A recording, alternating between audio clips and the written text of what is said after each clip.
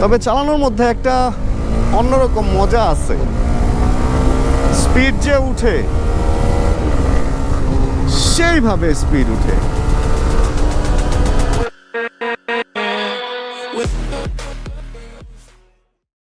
বাইকটাকে কি আপনারা চিনেন? এটা হচ্ছে, হ্যাঁ আসো, এটা হচ্ছে একটা CBX 150। CB 150ও বলে, কিন্তু এটার মধ্যে CBX এর স্টিকার লাগানো, তো এই জন্য CBX বলে ফেলছে। এটা হোন্ডার একটা বাইক, যেটার মধ্যে ইঞ্জিন হচ্ছে CBR এর লাগানো। অ্যান্ড এই বাইকটা বাইক ফেরিতে কেউ একজন বিক্রি করতে দিয়ে গেছে, অ্যান্ড বাইকটা এখানেই আছে। এটা একটা অ্যাডভেঞ্চার বা ট্যুরিং বাইক, ট্যুরিংই বলা যায় আসলে এই বাইকটাকে। আমাদের দেশে সিসি লিমিট কম থাকার কারণে আসলে এই ধরনের বাইকগুলো বাংলাদেশে খুব একটা আসে নাই, অ্যান্ড অল্প কিছু আসছে। এর মধ্যে যদি ব্র্যান্ডের বলেন, মানে ইয়ামাহা, সুজুকি অ্যান্ড হোন্ডার মধ্যে, তাহলে এই একটাই আছে যেটা হচ্ছে মোটামুটি বেশ রাজত্ব করছে। প্রথম যখন আসলো তখন বাইকটা আসলে আমার দেখে মনে হয়েছে এটা কি বাইক না হাতি, অ্যান্ড পরবর্তীতে দেখলাম যারা ট্যুর লাভার তারা আস্তে আস্তে এই বাইকটাকে এত পছন্দ করা শুরু করলো। অ্যান্ড আজকে এই বাইকটা আমরা চালাবো, অ্যান্ড এই বাইকটা নিয়ে কিছু টুকিটাকি ইনফরমেশন করবো আপনাদের সাথে শেয়ার। অ্যান্ড এই বাইকটার মধ্যে একটা বড় বড় বড় একটা ব্যাপার আছে যেটা অন্যান্য CBX এ নাই। বাংলাদেশের 3টা CBX এর মধ্যে ABS আছে, আরগুলাতে ABS নাই, কারণ এটা স্টক কোনো ABS সহ এই বাইকটা বাংলাদেশে আসে না। আফটার মার্কেট লাগাইতে হয়, থার্ড পার্টি ABS লাগাইতে হয়। অ্যান্ড এইটা ছাড়া আর যে দুইটা আছে ওটাতে থার্ড পার্টি লাগানো আছে, কিন্তু এটার মধ্যে স্পেশাল হচ্ছে এটার মধ্যে হোন্ডার যেই স্টক ABS ওইটা লাগানো হয়েছে। এটার জন্য এটার ECU চেঞ্জ করতে হয়েছে। অ্যান্ড এটার মধ্যে আরেকটা বড় মডিফাই করা হয়েছে, এটা RPM আনলক করা আছে, যেটা চালাইতে গেলে আমরা বুঝতে পারবো। RPM আনলক হচ্ছে RPM এক জায়গায় গিয়ে থেমে যায়, তারপরে স্পিড উঠে না, কিন্তু এটা আনলক একদম ফুল যতটুকু আছে, যতক্ষণ আছে পাওয়ার ততক্ষণ ও দিতে থাকবে, একদম ঘোরানি আর কি, চাকা ঘোরাইতে থাকবে। চলেন তাহলে আর এখানে কথা না বাড়াই, আমরা রাইড করি। অ্যান্ড দেখে মনে হইতেছে বাইকটা অনেক উঁচু, বাট উঠলে কতটুকু কি মনে হবে এটা উঠার পরেই বলতে পারবো। অ্যান্ড বাইকটার মধ্যে আরেকটা স্পেশাল ব্যাপার হচ্ছে এটার কালার। এই ন্যাডো গ্রে যে কালারটা, নাডো গ্রে বা ন্যাডো গ্রে, এই কালারটার এই বাইকটা আসলে একটু স্পেশাল। মানে হোন্ডা এই কালারটা তো নর্মালি দেয় না, বাট এটা সম্ভবত পরবর্তীতে মডিফাইড কোনো কালার, অথবা যেটা বাইরে থেকে এইভাবে কালার করা আসে সেই কালারটা, এই কালারটা। অ্যান্ড এটা ডাবল স্ট্যান্ড সিঙ্গেল স্ট্যান্ড দুইটাই আছে। এটা লুকিং গ্লাসটা বেশ সুন্দর। এটার স্টক লুকিং গ্লাস কিনা আমি জানি না, বাট লুকিং গ্লাসটা আমার অনেক ভালো লাগছিল প্রথম যখন বাইকটা দেখছিলাম তখনই। অ্যান্ড এটার ভিজিবিলিটিটা অনেক বেশি জোস। লুকিং গ্লাসটা এক হলো ছোট, অ্যান্ড ভিজিবিলিটি অনেক জোস। আমি এই লুকিং গ্লাসটা খুঁজবো, অ্যান্ড যদি পাই আমার বাইকগুলোতে লাগাবো। অ্যান্ড এই হলো এটার ব্যাপার।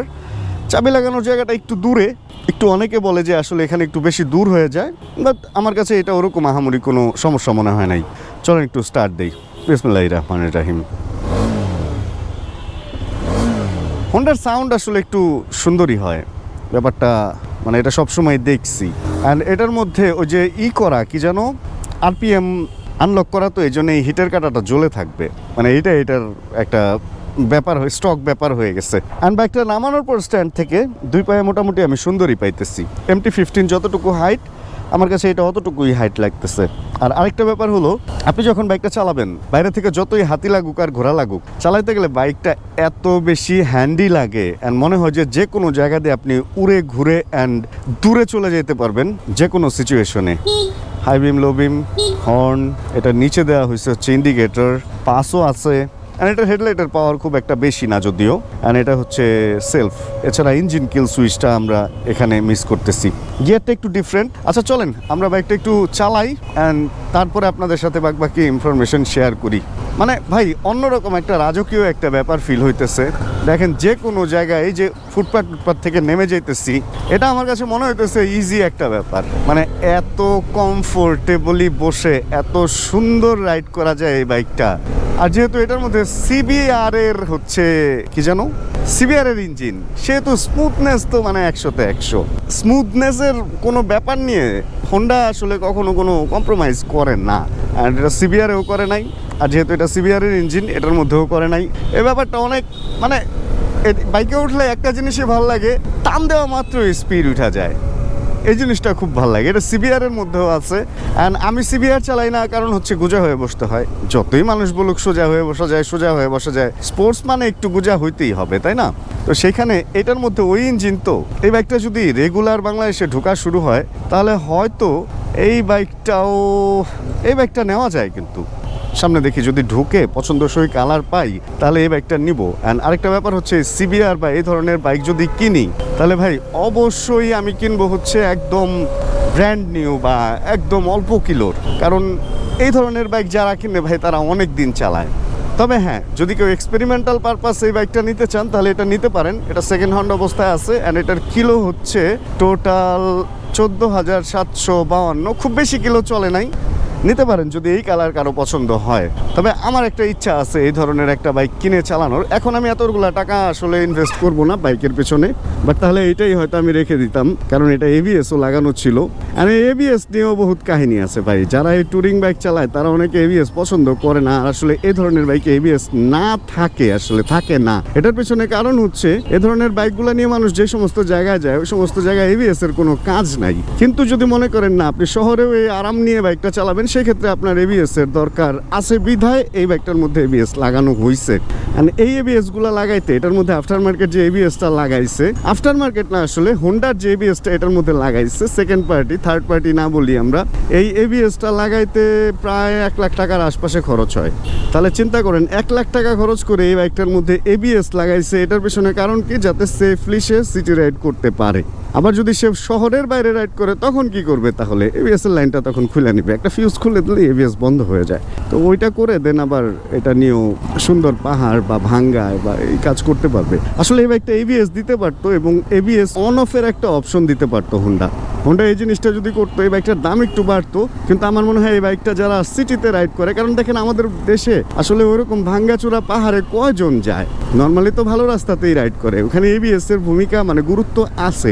এই বাইকটা যদি এরকম করতো, এবিএস থাকতো অ্যান্ড ডুয়েল চ্যানেল এবিএস থাকতো, পিছনেরটা শুধু বন্ধ করা যেত এবং দুইটা শুধু বন্ধ করা যেত, ভাই এই অপশনটা যদি এটার মধ্যে দিত তাহলে এই বাইকটা একটু অন্য লেভেলে চলে যেত আমার যেটা মনে হয়। আর এই বাইকটা হচ্ছে ডিওএইচসি ইঞ্জিনের একটা বাইক, লিকুইড কুল আছে, এই জন্য আপনি নির্দ্বিধায় যে কোনো জায়গায় যেতে পারবেন। মানে সত্যি কথা কি, এই বাইকটা একটা স্বয়ংসম্পূর্ণ বাইক। যদি এই বাইকের লুকস আপনার ভালো লাগে তাহলে এই বাইকের মধ্যে যা আছে, যে পারফরমেন্স দেয়, আমার মনে হয় না অন্য কোনো বাইক আপনার ভালো লাগবে। কিন্তু আমি প্রথমে লুকসটা আমার বেশি সত্যি কথা ভালো লাগে না, এই বাইকটার লুকসটা আমার একদমই ভালো লাগতো না প্রথমে। মনে হয় হাতির মতো এটা কি বানাইছে, আবার সামনে এরকম একটা শুরু আছে। কিন্তু আসলে সময়ের সাথে সাথে মানুষের পছন্দ অনেক বদলায়, তাই না? আস্তে আস্তে সময়ের সাথে সাথে পছন্দ বদলাইতেই হবে, এটাই দুনিয়ার নিয়ম। আর এখন আমার কাছে এই বাইকটা ভালো লাগে। এই বাইকটা চালাইলে সবচেয়ে বেশি মজার যে ব্যাপারটা, আপনি দেখেন অন্য সবাই কিন্তু আমার চেয়ে অনেক নিচে। এই বাইক 4V মনে হইতেছে নিচে, আমারটার হ্যান্ডেল কত উঁচা। রিক্সা চালাইতেছে, রিক্সার হ্যান্ডেলও আমার চেয়ে নিচে, সবগুলা রিক্সার। সিএনজি তো অবশ্যই নিচে, যারা গাড়ি চালাইতেছে এরা নিচে। মানে আশপাশের সবাইকে মোটামুটি বাস ছাড়া নিচেই দেখা যায়, বাস আর ট্রাক ছাড়া। এই ব্যাপারটা বেশ এনজয় করার মতো ভাই। আমার এই জিনিসটা খুব ভালো লাগতেছে যে আমি অনেক উঁচু, সবাই অনেক নিচে। সেই এই ধরনের ট্যুরিং সেটআপের বাইকগুলো আসলে কি ফোকাস করে বানানো হয়? যেহেতু বাইকের নামে ট্যুরিং বা অ্যাডভেঞ্চার বাইকগুলো অনেকটা এই ধরনেরই হয়। ট্যুরিং বা অ্যাডভেঞ্চার দেয়া হয়েছে যেহেতু এগুলার নামের মধ্যে, ট্যুরিংই ধরলাম আমি, সেহেতু বোঝাই যেতেছে যে ট্যুরকে ফোকাস করেই বানানো হয়েছে। এখন একটা বাইক ট্যুরে যাওয়ার জন্য কি লাগে? সেটার একটা বড় সড়ো বডি লাগে, ভালো সাসপেনশন লাগে, ভালো ব্রেকিং লাগে, ইঞ্জিনের পাওয়ার ভালো লাগে, হঠাৎ করে স্পিড দরকার হলে যাতে স্পিড উঠে, হঠাৎ করে উপরে দরকার মানে টর্ক বেশি, যেটা উপরে ওঠার ক্ষমতা দরকার হলে যাতে ওইটাও পাওয়া যায়। আর সব কিছুই আসলে এই বাইকটার মধ্যে আছে। যতটুকু দরকার 150 সিসি একটা বাইকে অনুযায়ী মোটামুটি সব কিছু এটার মধ্যে আছে। এই জন্য আসলে বাংলাদেশে এই বাইকটা মার্কেট ভালো মতো পাইছিল, অনেকেরই বেশ পছন্দের একটা বাইক হয়ে গেছে এইটা। দেখেন স্পিড যে উঠে না তা কিন্তু না, আমি 4 নাম্বার গিয়ারে অলরেডি কত 91 পর্যন্ত উঠায় ফেলছি 4 নাম্বার গিয়ারে, এরপরেও কিন্তু আরও 2টা গিয়ার রয়ে গেছে। আরও উঠতো, হয়তো 100 পারই হয়ে যেত। তাহলে চিন্তা করে দেখেন, তো মোটামুটি 130-35 পর্যন্ত এই বাইকটা দিয়ে ইজি উঠা যাবে। আর ডিওএইচসি ইঞ্জিনের বাইক, ফার্স্ট গিয়ারে যে কোনো উপরের রাস্তা দিয়ে এই বাইকটা উঠে যেতে পারবে, পাহাড় টাহাড় এরকমটাই মনে হয়। তবে এই বাইকটার মধ্যে একটা খারাপ ব্যাপার আছে, যেহেতু এটা একটা ট্যুরিং বাইক, একটা জিনিস আমার মনে হয় কোম্পানির খেয়াল রাখা উচিত ছিল। আমি একটু এইখানে থেমে আপনাদেরকে দেখাই, এবার সাইড স্ট্যান্ড করি। একটা ট্যুরিং বাইকে দুজন ঘুরবে এটা কিন্তু খুবই স্বাভাবিক একটা ব্যাপার। এটার সিট বসতে খারাপ লাগতেছে না, সিটিং পজিশন অনুযায়ী সিট দেখতে, বসতে, বুঝতে, শুনতে সবই ঠিক আছে, কিন্তু পেছনের সিটটা একটু বেশি ছোট দিয়ে ফেলছে। আমার মনে হয় এটার পেছনটা আরেকটু মাস্কুলার করে একটু বড় রকমের সিট দেওয়া উচিত ছিল। আর এটার পেছনের লুকসটা খুবই বাজে লাগে আমার কাছে। আর এটার মধ্যে তো একটু বড় চাকা লাগানো হয়েছে, সম্ভবত 140 বা 140 লাগানো, এই জন্য দেখতে ভালোই লাগতেছে। স্টক আসে 130 অ্যান্ড স্টকের 130 এই বাইকটার মধ্যে খুবই বাজে লাগে পেছন থেকে। কিন্তু আসলে মাইনা নিতে হবে কেন, কারণ যে কোনো বাইক কোম্পানি ওইভাবেই বানায়, যেভাবে ওইটার যে জিনিসটা যেভাবে দরকার। তো সেইখানে 130 এটার মধ্যে আসে, আর এটার জন্য 130 আসলে ঠিক আছে, বাট 140 লাগা যে খুব বেশি সমস্যা হয় তা না। কিন্তু একটা ব্যাপার আছে ভাই, যেটা ওইটা থাকলে যে পারফরমেন্সটা পাবেন, কোনো কিছু যদি চেঞ্জ করেন কিছু জিনিসের পারফরমেন্স বাড়বে এবং কিছু জিনিসের পারফরমেন্স ফল করবে, এটাই হলো ব্যাপার। আচ্ছা, এই বাইকটার মধ্যে আরেকটা জিনিস একটু অন্যরকম আছে। এটা কি রে ভাই? অন্যরকম বলতে একটু উল্টা দেখা যায়। এটা হলো এটার কি বলে গিয়ার লিভারটা দেওয়া হয়েছে, এটা উল্টা দেখেন, সামনে থেকে এখানে আসছে, বাট চালাইতে গেলে কোনো প্রবলেম ফিল হয় না, একদম ইজি। অ্যান্ড সামনে এটা কি রাবারের দেওয়া হয়েছে যাতে শকটক অ্যাবজর্ব করতে পারে, পেছনেরটা নর্মাল দেওয়া হয়েছে। পিলিয়ন ফোকাসড বাইক না, এটা আসলে একজনকে ফোকাস করে বানানো হয়েছে, যে কারণে ওই স্পোর্টস বাইকের মতো ছোট সিট দেওয়া হয়েছে, পেছনের লোককে অতটুকু ভ্যালু দেওয়া হয় নাই। তবে একটা ট্যুরিং বাইক অনুযায়ী এটার মধ্যে আসলে কি হেডলাইটের পাওয়ার আর একটু বেশি দেওয়া দরকার ছিল, যে জিনিসটা আমার মনে হয় একটু কম হয়ে গেছে। যদিও ট্যুরিং বাইক যারা ইউজ করে তারা ফগ লাইট আর এগুলো ইউজ করেই, বাট তারপরে আমার মনে হয় স্টক যদি আর একটু বেশি আলো দিত তাহলে এটা আর দেখা গেছে ওই যে ফগ লাইট লাগানোর প্রয়োজন পড়তো না। এই হচ্ছে ব্যাপার। আজকে ওয়েদারটা অনেক সুন্দর, এই বাইকটার কালারের সাথে আকাশের কালার অ্যান্ড সব কিছুর মধ্যে অনেক বেশি মিল খুঁজে পাইতেছি। আচ্ছা, বাইকটার কটা ছবি তুলি, দেন চলেন আমরা আবার রওনা হই। আমি যে বাইকটা সরাইতে গেছি, এরকম সরাইতে যে একটা জিনিস ফিল করলাম, বাইকটার ওয়েট যতখানি হোক, বাইকটা দেখতে যত বড়ই হোক, মানে এইভাবে নড়াইতে ছড়াইতে গেলে না খুব ইজিলি এই কাজটা করা যায়, এত সুন্দর হ্যান্ডেল করা যায় ব্যাপারটা। হোন্ডার এই ওয়েট ডিস্ট্রিবিউশনটা এটা খুবই ভালো, হোন্ডার প্রত্যেকটা বাইকে। সিবিআর হায় একদম ধরা মাত্র ঘুরে যেতেছে। এই সেম জিনিসটা আমি যখন সিবিআর চালাইছি তখনও দেখছি বেশ অল্প পরিশ্রমে ফাটারফাট ঘুরায় ফেলা যায়। আচ্ছা, আমি কয়েকটা ছবি তুলি বাইকটা একেবারে থাম্বনেইলে দেওয়া লাগবে, অ্যান্ড বাইক ফেরিকেও কিছু ছবি তুলে পাঠিয়ে দিব পোর্ট্রেট মোডে। 3x না, এইটাতে তুলে দিই। আরে ভাই যা লাগতেছে, পুরা ওয়াও। এই মোটরসাইকেলটার মধ্যে অনেক কিছু সিবিআর এর সাথে মিলবে, আবার কিছু জিনিস মিলবে না। এক হচ্ছে এটার যে সাইজ ফাইজ যে লুকস, এটা মিলবে না। চাকাগুলা মোটামুটি সিবিআর এর মতো, ডিস্কগুলা সিবিআর এর মতো, এবিএস তো সিবিআর এর মতো ছিল না, বাট যেহেতু লাগায় নিছে এটাও সিবিআর এর মতো এই বাইকে। পেছনের সাসপেনশন এন্ড সামনের সাসপেনশনটা কিন্তু সিবিআর এর সাথে মিলবে না, কারণ সিবিআর এর সাসপেনশনের এই খেলার জায়গাটা এত লম্বা না, ওটা আরেকটু ছোট। এটা ট্যুরিং করাতে এটাতে একটু বড় করে দেওয়া হয়েছে যাতে শক অ্যাবজর্ভারটা মোটামুটি ভালো মতো কাজ করতে পারে বা শকটাকে ভালো মতো অ্যাবজর্ব করতে পারে। এছাড়া ব্রেক টেক সব কিছু সিবিআর এর মতোই। হোন্ডার ব্রেক মোটামুটি খারাপ না, তবে আমার কাছে কেন যেন মনে হয় যে হোন্ডার সামনের ব্রেকটা খুব একটা ভালো, মানে আফটার মার্কেট লাগায় নিলে বেশি ভালো হয়। আমার কাছে কেন যেন হোন্ডার সামনের ব্রেক, আমি বাইকগুলো যে কয়টা চালাইছি ওইগুলোতে আমার বেশি ভালো লাগে নাই। আমি এছাড়া শুভ ভাইয়ের বাইক চালাইছি, অ্যান্ড ওইটার মধ্যে দেখছি যে আসলে সামনের ব্রেকটা অনেক সুন্দর ধরে, তখন আমার মনে হয়েছে যে আসলে আফটার মার্কেটে ঠিক আছে। আচ্ছা চলেন আমরা আবার রাইডে যাই। আর এটা ঘুরাই তো মোটামুটি ভালো জায়গা লাগে তো, তবে চালানোর মধ্যে একটা অন্যরকম মজা আছে। স্পিড যে উঠে, সেইভাবে স্পিড উঠে, প্রায় তো 100-র কাছাকাছি চলেই গেছিল, বুঝছেন। এবং স্ট্যাবিলিটি এত ভালো। নর্মালি আমরা যখন স্পোর্টস বাইক চালাই ওটার মধ্যে স্ট্যাবিলিটি ভালো থাকে, অবশ্যই ভালো থাকে, কারণ ওটা ফেয়ার্ড বাইক, ওটা অ্যারোডাইনামিক করে তৈরি করা হয়েছে। অ্যান্ড সেই হিসেবে এই বাইকটা কিন্তু একটু মাটি থেকে উঁচু, মানে কীরকম ছড়ানো ছিটানো। এই দেখেন হ্যান্ডলিং অনেক ভালো, অ্যান্ড মানে কন্ট্রোলিং হ্যান্ডলিং অ্যান্ড এটার যে ব্যালেন্স ওটাও অনেক ভালো। আচ্ছা, যেটা বলতেছিলাম, এটার হচ্ছে স্পিড যে উঠে, স্পিড উঠলে এই যে বাতাসের সাথে আমার শরীরে বাতাস লাগতেছে, বাট ওইরকম আহামরি আছে না যে একদম আপনাকে যে বাতাসে কাঁপাইতেছে বা ওরকম কিছু না। নর্মালি নেকেড স্পোর্টস বাইকগুলো বাতাসে বেশ কাঁপে, বাট এটার ফেয়ার্ডগুলা যতটুকুই আছে কিট টিট, এগুলো এমনভাবে করা হয়েছে বাতাস কেটে সুন্দর বের হয়ে যাইতে পারে। আর বডিতে বাতাস মোটামুটি কম লাগে দেখলাম, কারণ হচ্ছে এখানে একটা ছোটোখাটো এটার কি বলে উইন্ডশিল্ড টাইপের দেওয়া হয়েছে, কারণ এটার মাঝখানে আবার একটা ফুটা দিচ্ছে যাতে এইটার বাতাসটাও আবার এদিক দিয়ে বের হয়ে উপরে উঠে যেতে পারে। এই কারণে অত বেশি বাতাস লাগে না। মোটামুটি আমি 90+ চালাইলাম তো বেশ মানে ভালো, এটা খারাপ না। এখন আসলে এই বাইকের খারাপ দিক কি তাহলে, বা কাদের জন্য এই বাইকটা, চলেন তো আমরা একটু এই ব্যাপারে আলাপ আলোচনা করি। খারাপের মধ্যে খারাপ হচ্ছে বাইকটা অনেক বড়। খারাপের মধ্যে খারাপ হচ্ছে হোন্ডার মেনটেন্যান্স একটু বেশি, একটু খরচ বেশি হয়, অ্যান্ড আসলে টিকেও বেশি। হোন্ডাকে আসলে খরচ বেশি বললে ভুল হবে, আপনাকে যতটুকু খরচ করবেন ওই খরচে যতদিন পর্যন্ত সার্ভিস দিবে ওইটা আসলে প্রশংসনীয়। এটার খারাপ দিক বলতে গেলে হঠাৎ করে বাইকটা অনেক উঁচু লাগে, অ্যান্ড আসলেও একটু উঁচুই বলা যায়, অ্যান্ড এটা অভ্যাস হয়ে যায়, একদম যে অভ্যাস হয়ে যায় না তা না। একটু লম্বা মানুষের জন্য ভালো, ছোট মানুষের একটু কম্প্রোমাইজ করতে হবে এই ব্যাপারটা, একটু অভ্যাস বা একটু ব্যালেন্স করেই চলতে হবে, এটার সাথে মানানসই হয়ে চলতে হবে। তবে লম্বা মানুষের জন্য বাইকটা ভালো। অ্যান্ড কর্নারিং ক্যাপাবিলিটি, এটা স্পোর্টস বাইকের মতো ওইভাবে কিন্তু কর্নারিং করতে পারবেন না। বিশেষ করে নেকেড স্পোর্টস বাইক যেগুলো আছে ওইগুলাতেই আসলে কর্নারিং স্পোর্টস বাইকের মতো অত ভালো করা যায় না। অ্যান্ড আপনার বাইকের হ্যান্ডেল যত উঁচু হইতে থাকবে, এই হ্যান্ডেল বারটা যত উপরে আসতে থাকবে, গ্রিপগুলো এটা ধরার জায়গাটা যত উপরে আসবে, তত হচ্ছে আপনার বাইকের কর্নারিং ক্যাপাবিলিটি কমতে থাকে। এটা আমার থিওরি, বা আসলে এটা বাইক ল কি বলে আমি জানি না, বাট আমার এরকম মনে হচ্ছে। আমি স্পোর্টস বাইকে যেভাবে কর্নারিং করতে পারি, যতটুকু লিন করে বের হয়ে যেতে পারি কনফিডেন্ট নিয়ে, এবং ব্রেক করেও যতটুকু কনফিডেন্ট পাই, আমি এই উঁচু বাইকগুলোতে ওই জিনিসটা পাই না। মানে এটা আমার পার্সোনাল একটা মতামত, এটা আপনারাও জানায়েন কমেন্ট করে যে আপনাদের সাথে আসলে মিলে কিনা। এমনি সফট যখন স্লো চলবেন তখন ঘুরাইতে টুরাইতে কোনো ঝামেলাই নাই, জ্যামে ট্যামে দিয়ে এরকম বাউলি টাউলি দিয়ে সুন্দর বের হয়ে যেতে পারবেন, কোনো ঝামেলা নাই।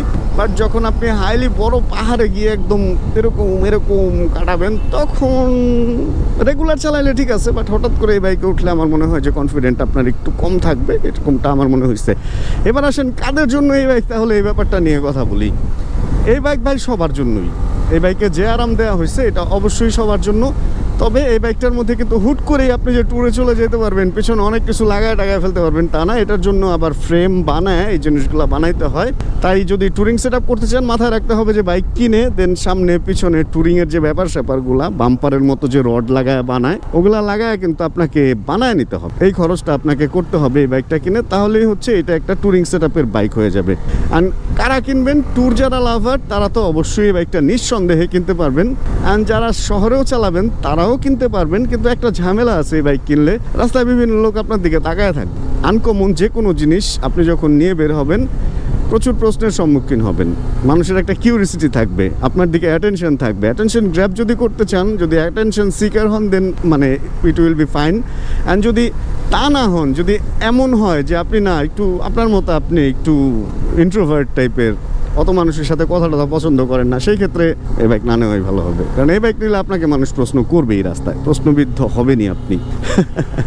তবে এমনিতে একা ঘোরার জন্য বাইকটা খুবই ভালো, শহরের মধ্যে দুইজনও ঘুরতে পারবেন, তেমন কোনো বড় সমস্যা নাই। বাট এই বাইকের পেছনে চড়ে আমি ঘুরছিলাম, লং টাইম চলার জন্য এই বাইকের পেছনের সিটটা ভালো না, কারণ পেছনের পাও অনেক উঁচু করে বসতে হয়, থাই মাসেল পেইন করা শুরু করে, এই ধরনের কিছু ঝামেলা আছে। তবে একা চালানোর জন্য বাইকটা জোস, সামনের সিটের পা রাখার জায়গা, হাত রাখার জায়গা, বসার জায়গা, হ্যান্ডলিং কন্ট্রোলিং এত বেশি জোস যে একার জন্য আপনি এই বাইকটা নিতেই পারেন। টুকটাক মালপত্র ক্যারি করে এই বাইকটা আপনি শান্তিতে চলতে পারবেন। সবচেয়ে মজার ব্যাপার, হয়তো যদি ডেলিভারি বয়রা এই বাইকটা কিনতে পারতো, এত বড় জায়গা নিয়ে ফ্রেম করে এত সুন্দর বানানো যায়, সুপার।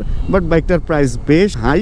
আমি একটা সময় এই বাইকটা কততে বিক্রি হইতে দেখছি, মেবি 4.5-এর আশপাশে, অ্যান্ড এইটা আস্তে আস্তে এখন বাড়তে 5-এর উপরে চলে গেছে দাম, অ্যান্ড আকাশচুম্বী দাম হয়ে যেতেছে সব কিছুর। তো এবার আপনি সিলেক্ট করতে পারবেন যে আসলে বাইকটা আপনি নেবেন কি নেবেন না। তবে আমি বলবো সার্বিক যে কোনো দেশের যে কোনো এলাকার যে কোনো জনগণ এই বাইকটা চাইলে কিনতে পারে, কারণ এই বাইকটা খুবই ইজি টু হ্যান্ডেল। দেখলে মনে হয় যে অনেক বড়, কিন্তু আসলে অত বড় না চালাইতে গেলে যে কোনো জায়গা দিয়ে এই বাইকটা নিয়ে বের হয়ে যাওয়া যায়। যাক, আজকে আর এই বাইক নিয়ে কথা বলবো না, অনেক কিছুই বলছি, অ্যান্ড অনেক কিছুর মধ্যে হয়তো কিছু ব্যাপার ইনফরমেটিভ, কিছু ব্যাপার হয়তো অপ্রাসঙ্গিকও হইতে পারে। আসলে একটা জিনিস নিয়ে যখন কথা বলি সবই যে ইনফরমেটিভ হবে তা না। আর আমি ইদানিং আজে বাজে কথাও যদি কিছু থাকে ওগুলো আর কাটি না, কারণ কোন কথা কখন কার কাজে লেগে যায় এটা বলা যায় না। যাক, তাহলে যদি ভিডিওতে কোনো কিছু খারাপ লাগে কমেন্ট করে জানায়েন, আমি এটা অবশ্যই আমার আমলে নিব। অ্যান্ড যদি কোনো কিছু ভালো লাগে প্লিজ একটা লাইক দিয়ে দিন। চ্যানেলে যদি নতুন হন প্লিজ সাবস্ক্রাইব করে আমাদের ফ্যামিলি মেম্বার হয়ে যান। অ্যান্ড জানাবেন কে কোন জায়গায় বসে ভিডিও দেখছেন। অ্যান্ড যদি কোনো কারো প্রশ্ন থাকে, আমার সাথে যোগাযোগ করার ইচ্ছা থাকে, হোয়াটসঅ্যাপ অ্যান্ড ফেসবুকে আমার একটা ফোন নাম্বার শেয়ার করা আছে, ওটা শুধু হোয়াটসঅ্যাপ, ওটাতে প্লিজ কেউ ফোন দিয়েন না, হোয়াটসঅ্যাপে মেসেজ দিয়েন। ইম্পর্টেন্ট কিছু জিজ্ঞেস করলে অবশ্যই আমি অ্যান্সার দিব। এই তো, তাহলে দেখা হচ্ছে আবার সামনে কোনো নতুন ভিডিওতে। আর যতক্ষণ পরবর্তী ভিডিওটা নিয়ে আবার আমি না আসতেছি, ততক্ষণ ইনশাআল্লাহ আমরা থাকবো ভালো, আমরা থাকবো সুস্থ এবং করতে থাকবো চিল ইনশাআল্লাহ। Chill bro. Check the mic and make sure it sound right, boys.